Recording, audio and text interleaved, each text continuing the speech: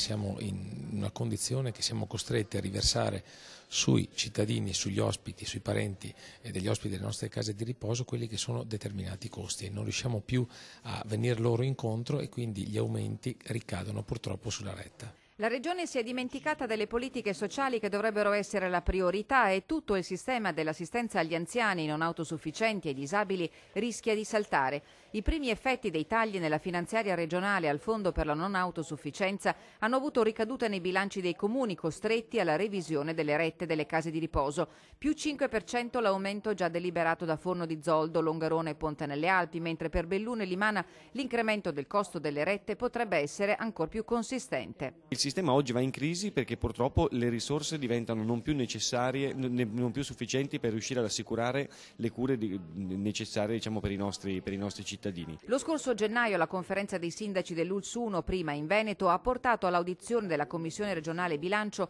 un documento in cui i sindaci hanno messo in luce le criticità di una manovra che scarica dai livelli centrali i risparmi di spesa. La Regione ha assunto un orientamento che sicuramente non va nella direzione di risolvere questo tipo di problematiche, quindi non si può essere molto speranzosi.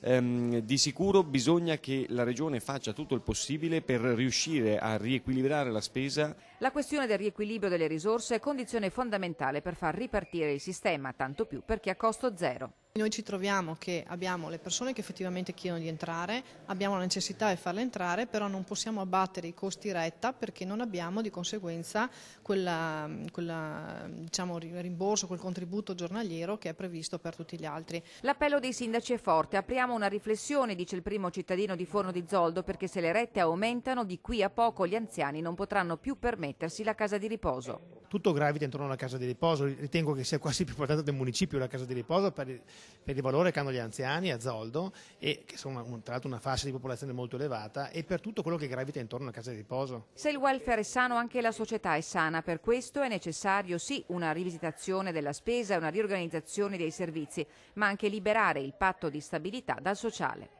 È una delle prime richieste che abbiamo fatto anche in conferenza dei sindaci, cioè quella di permettere al Comune di Ponte nelle Alpi, ma anche a tutti gli altri comuni della provincia, di evitare nel settore sociale il patto di stabilità che limita moltissimo le spese. In questo modo libereremo risorse per darle ai nostri cittadini.